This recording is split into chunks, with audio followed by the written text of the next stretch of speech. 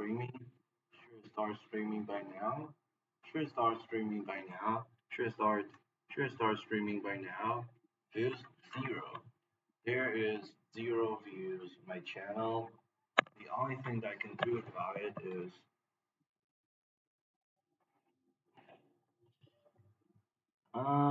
G.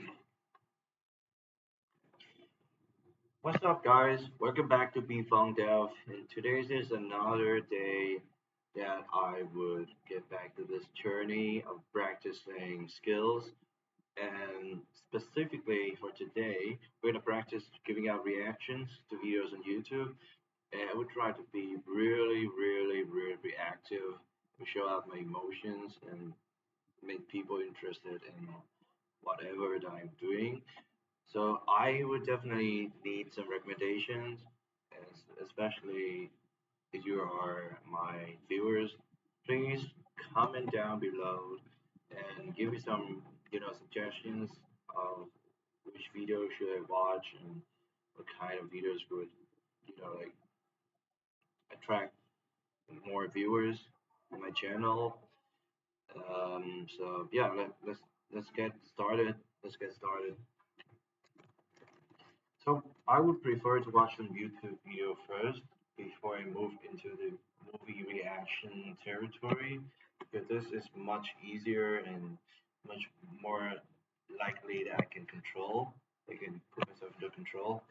So my English is a bit bad, and that's the reason why I started these videos to keep my English on track and give me more confidence as I use English more and more in my life. That actually I'm learning Korean right now. So Korean movies are on my bucket list, and it, there's also some challenges that I can take, like reacting to music video. But I don't want to get copyrighted, so I would probably watch some anime stuff or a normal movie, something like that. Let's watch this. How about some motivational video? Acceptance rejection calls, Harvard Law School. Uh, how about some anime? Florida? Yeah, let's go for Florida.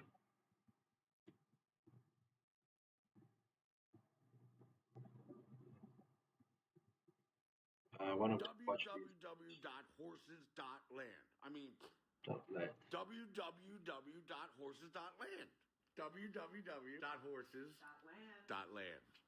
Custom color. What's going on here? So special for Florida. Oh, a lot of these. Got the editing and photography. The photography is incredible here. You got the color design, the color space, perfect. It's impeccable. I really like this channel.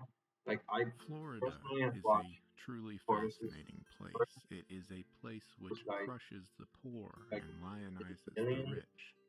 It has won, lost, and stolen That's right. presidential elections. The state is famous for its spring breakers and its elderly. Florida is deeply ingrained with the idea of freedom and has been home to pirates, smugglers, mafias, thieves, and gangs. It is a swamp plagued by snakes, insects, hurricanes, and alligators, and yet it has emerged as a relentless triumph of American capital. It is a place Well, where, when all else well, failed, capital, this photo capital, of Christie capital. Brinkley saved a national park. None of this makes any sense. This is because, above all else, Florida is a strange place. It is the strangest place Hmm, in America. interesting. But strangeness does not Going arise on. self-born from nothing in particular. And in the case of Florida, the state's strangeness comes from an equally bizarre set of circumstances. Much more importantly, if we can understand Florida, I truly believe we can understand the triumph, pain, beauty, and ugliness of America as a whole. Okay. What a great start to video. I didn't expect this much from a channel on YouTube for this kind of quality, like this editing and you know like sound making quality. This thing deserves to be a whole movie setup. It deserves to be a whole movie production site. This kind of quality is incredible. It's never before seen, and I would bet money that the ones who is making this video was have spent countless hours on editing and finding these unique and you know like one of a kind information on the internet because they are not available. You cannot find these information anywhere else. You probably he majors. I think he's a psychology major, and he also got a degree in politics. That's what I believe in as I watch this channel's videos. They are really insightful, really profound. I know about the background of the creator. The creator is like he's weird, mysterious. I know nothing about him, and it has nothing to do with this video. So let's keep watching. Florida has a long paradoxical relationship with how powerful the government should really be. This is something we will discuss more later. But recently, Florida has scheduled their first execution for the year 2026. By looking at this story on Ground News, we can quickly see there are 66 sources covering the execution, but only 11% of that comes from right-leaning outlets. If you only tend to read right-leaning sources, you could have missed this story entirely. We can see right-leaning outlets are tending to stick to the headline, framing the execution as a simple matter of crime and punishment. Those on the left seem more concerned. They cite worries about the value of human life and the notable fact that Florida set a record for the most executions in 2025. By understanding all sides of this debate, Ground News lets me see the story behind the headline. Viewers of this channel may have noticed a pattern. He's talking about political polarization in Florida, and on both sides of the aisles, they're trying to hide something.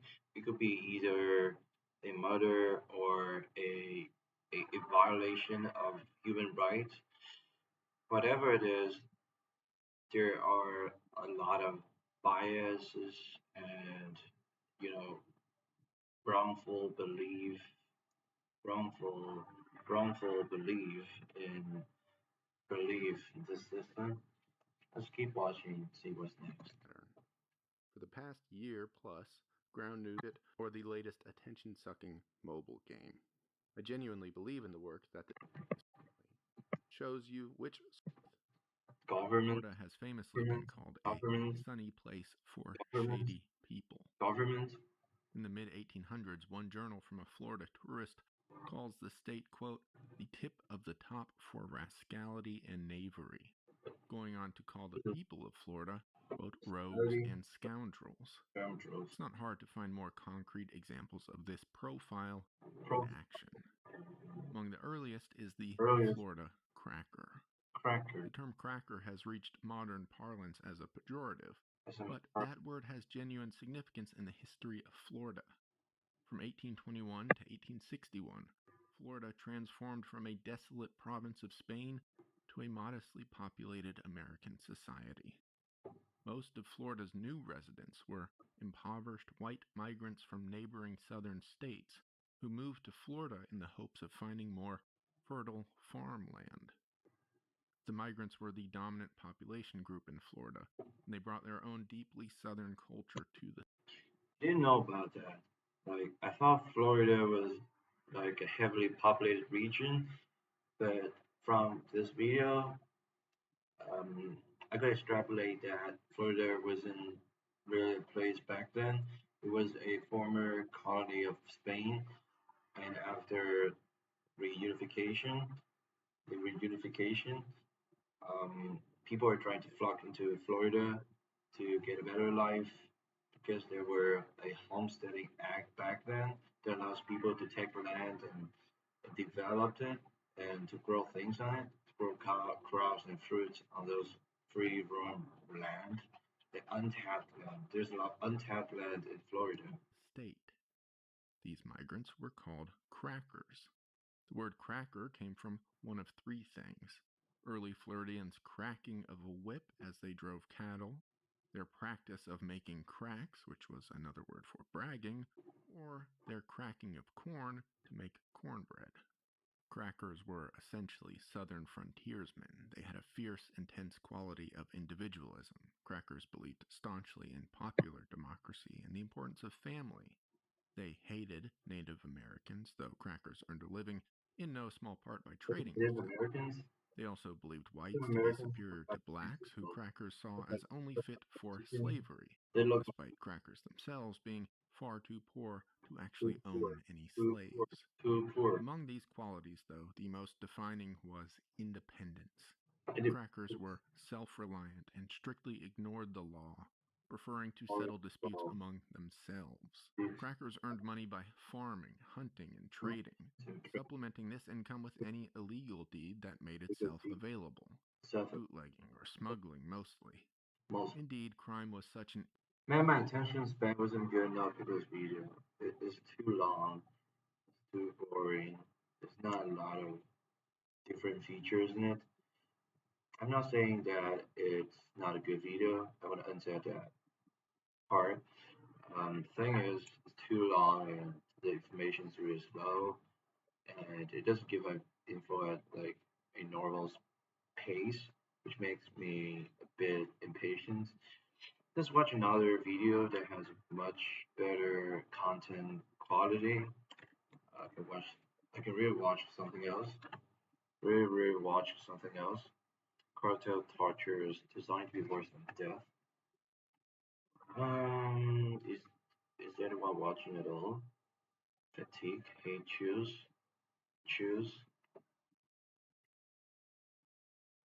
I could watch right now. Oh, this shit seems interesting. I would definitely watch this. The episode unpredictable.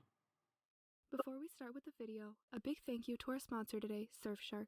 I While we love. were researching this I video, absolutely we came love across a lot of websites audio. that couldn't be accessed from where we live. With Surfshark, I've we watched can this change our channel location to before, anywhere in the world. and In this I did example, learn a we lot can set our location because as they London make and be able to access websites as you if we were really there. really, But this kind really of VPN can be used for any precisely number of use, things, including getting a and different the country's cause is version of something Netflix that or getting deals on people products think that are only they're available honest, in certain regions. their It stuff, even encrypts your ours, online data so you can and use public Wi Fi. I lost it too. Christopher West had received a phone call on March 6, 1995. He'd been expecting one from his mother all day, so he picked up the phone without checking who it was. He says, "Hi, Mom." But he was surprised when his mother didn't respond. Instead, he heard an old man's voice. Although it's not what he expected, the voice sounded familiar. It was his mother's doctor, Dr. Harold Shipman.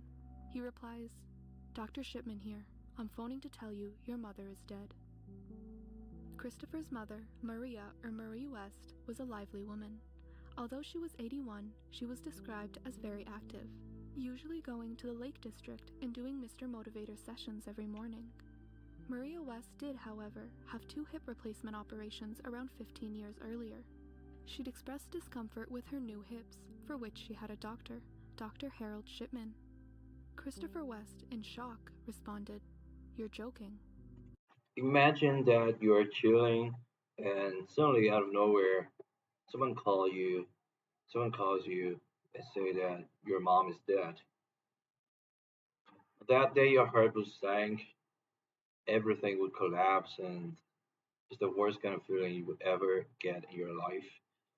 Most people have to go through it at least once in their life because we have our parents and our brothers and sisters. That kind of pain is unimaginable, but we all have to go through it. So, my condolences to their family, but there's nothing we can do about it. Let's watch how this killer do his act. And I want to analyze how Dr. Shipman right here, how he kills his victim, how he would choose an occasion where it's suitable and convenient for him to kill a person, and what motivates him to be a serial killer, which which accounts for the death of 200, more than 200 people. That shit is crazy. Let's keep watching. To which Dr. Shipman had said, "No, Mr. West, I don't joke about things like this." Dr. Shipman explained that he had come to do a routine checkup in Maria West's home. He'd taken her blood pressure, went out to his car, and when he came back, Maria had gone unconscious. Confused, Christopher West told the doctor he'd come straight away. Christopher had later said he remembered arriving at his mother's house to see her sitting on a chair in her living room, almost as if she was sleeping. She'd been wearing a red tracksuit with the sleeves rolled up. After being asked if there was anything he could do, Dr. Shipman had said that if he resuscitated her now, she'd, quote, be a cabbage. Dr. Shipman didn't call an ambulance, nor did he call the police. Sorry, He'd they only call given Christopher the phone number to a funeral home police. and filled out a cremation form a few days later. Police. Although there was Police. much that Dr. Shipman had seemed to gloss over, Police. Christopher West had shrugged it off. He'd convinced himself that, because his mother was old and hadn't been active for a week or so, it could be possible she died spontaneously. This is look at his face. Is this person a real person? Is this one a real person? Is this guy? Harold Frederick Shipman was born in 1946. As the second of 3 children, growing up in a working-class family in Nottingham, Shipman often found himself playing sports like rugby and track and field. Although, most sources say that he didn't have many friends He in looks like a school. psychopath. By his That kind last of year in high school, Shipman had become a confidence, semi-accomplished athlete and arrogance, was bright academically. looking at people like However, that, when looking Shipman at had turned people, 17, his I mother, would whom he'd gotten particularly close to, like had gotten lung cancer. draw It's impossible to know exactly what Shipman was feeling during this pivotal time in his life, but sources say that between his mother's episodes of agony and pain, Shipman had seen how morphine could calm her down, an observation that we'll come back to later on. calm her down. Shipman's mother would later succumb to her illness, only 2 years before he would be admitted into the Leeds School of Medicine at 19 years old. Really calm her During down. his time at Calm her university, down. Shipman Calm would her meet down. his soon-to-be wife, Down. Primrose Oxtoby, whom he had gotten pregnant and then married. He would later graduate from the university in 1970, quickly getting an internship in a nearby hospital, all while continuing to study obstetrics and gynecology. After a few years of hospital work, Shipman would move to Todmorden to work in a medical center and hopefully become a family doctor. At the time, this position was called a general practitioner. But it was in the city where Shipman would start to unravel. His colleagues had always seen him as hardworking and enthusiastic. He was popular with the patients and always seemed to take initiative when needed. It was this status that landed Shipman in charge of ordering controlled drugs for the medical center. But this position didn't last long. Within a year, Shipman was under suspicion for ordering unusually large quantities of pethidine from local pharmacies. I want to say out loud my thoughts on this guy. He seems like a really confident person. He did have a good life in a middle class family. His mom and dad, as far as I know, are normal. They have any signs of mental illness or any abusive behavior. He has a pretty decent life. He got into an internship, working in multiple places. And in the medical world,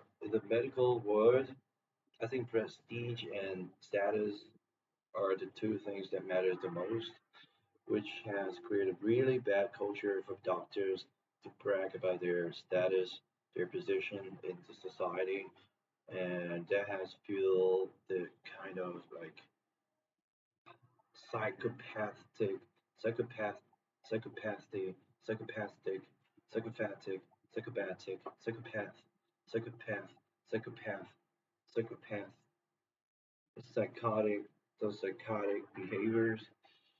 Um, so, so there's a lot of early hints on about his future deranged behaviors.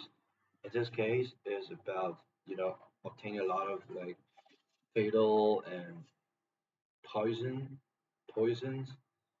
He owned a lot of poisons for some unknown reason, and that would explain why he's so into killing people because he could get away with it without being held accountable. And I would suspect that he had been doing that for years on end, and he was never been caught. He's never been caught because of his credentials as a doctor. Because I think generally in any sort of society all over the world, doctors are the ones being respected. They are regarded really highly. They're really highly valued. Their words matter. That's that's why maybe that's why he you know wasn't prosecuted for his crime because it took them too long to figure it out who was the actual perpetrator or the killer or the serial killer, the psychopath. Drug inspectors and squads had initially dismissed Shipman because of the high praise he'd received from his colleagues, but it became obvious when Shipman started having blackouts and seizures that he had indeed been stealing the drug and abusing it. Upon the revelation that Shipman, the man who'd been so highly regarded in the medical center, was addicted to drugs, he resigned and was fined around £600. But because his crime hadn't affected any of his patients, he was allowed to continue handling, prescribing, and even administering controlled drugs, which, as we'll soon see, was a grave mistake. Looking back at his time at Todmorden, patients under Shipman's care had also died under strange circumstances. Now, it's impossible to say what exactly was happening in the years Shipman was working in Todmorden, or if all the patients that died under Shipman's care were his fault. At the time, nobody even noticed, but years later, this detail would raise eyebrows. Time, But nobody even, or if all the patients that died under Shipman's care were his fault. At the time, nobody even noticed, but years later, this detail would raise eyebrows. After his first run-in with the there's law, Shipman was free to pursue another job, this time at still Donnybrook Medical Center in Hyde. another job, another During his time here, Shipman full established his job, position as a general medical, practitioner medical, or family medical, doctor and built trusting relationships with his patients, even doing an practitioner, interview for a documentary in federal, 1982. You federal can stay in the community, receive your federal, treatment in the federal, community, with your family around you, your federal, usual friends, federal, then this all federal, adds to the speed of recovery from general practitioner, federal practitioner, However, in practitioner, 1992, practitioner, Shipman then law started his practitioner, own surgery, which is the generic UK term for where a local doctor sees his patients, but just for clarity, we'll refer to it as his medical practice. practitioner, It's not entirely known why Shipman quit his established job at the Donnybrook House to start his own practice. practitioner, Colleagues later said in witness statements that there was a disagreement between the partners, or he thought he could do it better himself. installing, right? Whatever the case was, There in was a case where 1992, Shipman there moved to his new practice, taking his client list along with him. In the following years, was Shipman's practice would thrive. By many, he was seen as a caring and attentive doctor, not only because of the quality of his treatment, but also because he would visit elderly patients in their homes, something that was considered old school at the time. By 1998, Shipman was considered the best doctor in Hyde. But anyone who really paid attention to Shipman's daily routine would notice that something was off.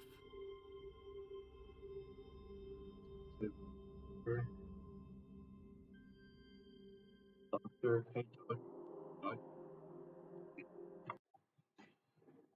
This this guy's life was not extraordinary. It was nothing out of the ordinary, I would say.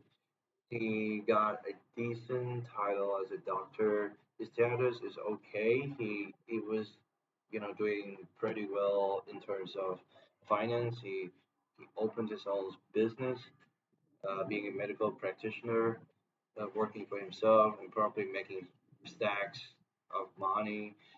And people look at him with, like respect and without any judgment because he got a lot of experience in this field. Even though he got into a lot of disputes, but he somehow managed to get away with it. He seems like a pretty normal guy. He seems like a pretty normal, nor seems like a pretty normal guy. Normal. It seems like a pretty normal guy. There's nothing out of the ordinary, nothing suspicious about him. Just like any other doctor that I know, there's nothing sus about him at all. But wait, I gotta get my clothes in. This is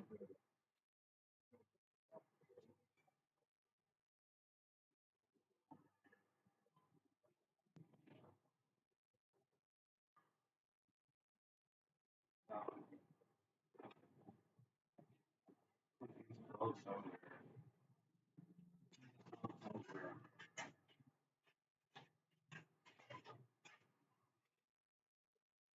these clothes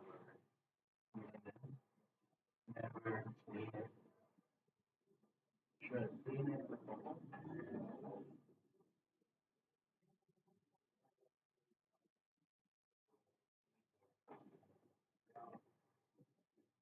into a hangout.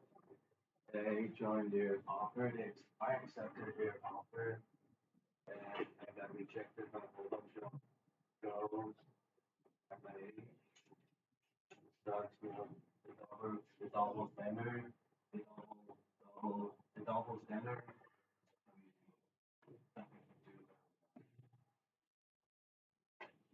Okay, let's continue our shit. Let's continue this shit. Receptionists who worked at Shipman's practice have said that he would usually show up at around 8:30 a.m. before seeing patients and I filling think out I'm good. paperwork until lunch, which was usually from 12 to 1 p.m. Dictionary, After lunch, he would dictionary, usually visit an elderly patient, need, preferably one that was living alone, either timetable, by appointment or just checking timetable, up on them. timetable, During these visits, timetable, Shipman would claim and most likely tell the patient that he was just taking blood samples or providing prescriptions. blood sample, For example, in the case of Maria West, the 81-year-old woman we talked about at the start of the video, start the video, Shipman claimed that he was just checking up on her to see how start she the was video, doing with the start the pethidine he video, prescribed earlier. prescribe early. During the course of these visits, though, the patient would sometimes quickly and strangely fall unconscious and die. Although, sometimes Shipman would claim he arrived at a patient's house and found them dead or breathing their last breaths. Sometimes, Shipman would finish the visit and claim the patient was doing fine, before being called back later the same day to find out that they had died. Find For out that they example, had Maria West had died in 1995, while Shipman claims he went to his car. Later, he said that he never went to his car and that she died simply while his back was turned, but that's another topic. Likewise, Irene Turner, in 1996, was found dead by Shipman in her bed.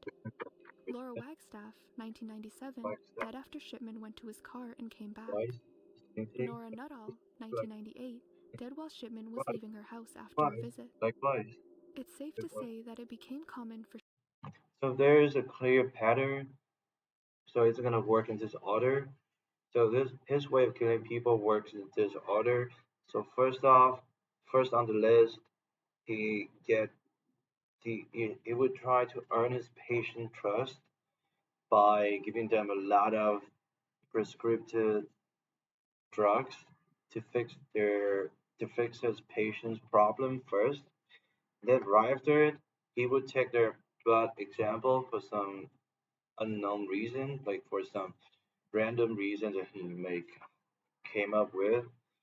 And the last step that he did is to inject some sort of like poison into his patient's body and then announce their death announce their death to their family without taking accountability, and he wouldn't even report it to the police because he's the only medical practitioner in that field within in proximity. So that's his way of killing people. He's gonna establish trust first, and then right afterward, he would try to kill his patient by injecting drugs and all sort of poison to their body, and try to get away with the evidence. And he doesn't leave any trails behind because drugs are pretty, like it's a pretty clean way of killing people. It's a killer move. It's truly a killer move because I think he's smart. He has a really high IQ score. That's probably his way of killing people. So from what I'm watching. So let's keep going and see whether it's true or whether what I'm saying is right or wrong. Let's go. Shipman's patients to die abruptly, so much so that residents of the town had started calling him Dr. Death. Doctor. Afterwards, Shipman would almost never call an ambulance or police, typically claiming that there was nothing he could do or that the death was completely expected. After signing cremation forms and death certificates, Shipman would promptly leave his practice at 4 p.m. Cremation, cremation, cremation, alarm bells, raising the alarm bell would raise the alarm. Although Dr. Shipman was considered a top-tier family doctor, people had begun to notice the number of seemingly healthy elderly patients that were dying in Shipman's care. One of these people was Dr. Linda Reynolds, who had been working as a general practitioner at the medical center just across the street from Shipman for 2 years. The two medical centers had formed an agreement to co-sign all of Dr. Shipman's cremation forms, but Reynolds had begun to get suspicious about the unusually large number of forms that were being signed. Not only this, but because Shipman would frequently show up to his patients' houses, he was also present at the time of death for an unusual number of his patients. So, Reynolds voiced this observation with her colleagues, and to her surprise, they had actually been discussing this issue for some time. They noticed that most of Shipman's deceased patients were female, living alone, and all found by the doctor himself. The workers at the Brooks surgery now had an interesting dilemma. Do they speak out about this observation and make the horrible accusation that it implies, or do they ignore their suspicions and potentially let the deadliest serial killer of all time walk free? They debated any potential explanations about why Shipman's patients might be dying more than others. Maybe it was because he had a large patient list, or maybe it was because he had a larger than average number of elderly people to tend to. Eventually, and with much anxiety, Dr. Reynolds had called the Stockport coroner. The coroner later recalled his conversation with Reynolds. Dr. Reynolds told me that they were concerned that the place of death, time of death, and presence of Shipman all seemed strange. She said during our conversation that there were two explanations for the high number of deaths. Either Shipman was a very good doctor who called on his patients without an appointment on a regular basis, and therefore, as a matter of coincidence, happened to be present at the time of death. Alternatively, that he was killing his patients. But by this point, Reynolds was still afraid that she was just overreacting. She expressed her concerns that, if the result of the investigation was that Shipman was a caring doctor and he got to know that Reynolds had shopped him, it would ruin their professional relationship. And so, a very discreet investigation was carried out, but within a month it was concluded that because of the lack of evidence and motive, and the fact that most causes of death were consistent with their medical records, they had no grounds for continuing an investigation. Until Shipman started getting sloppy.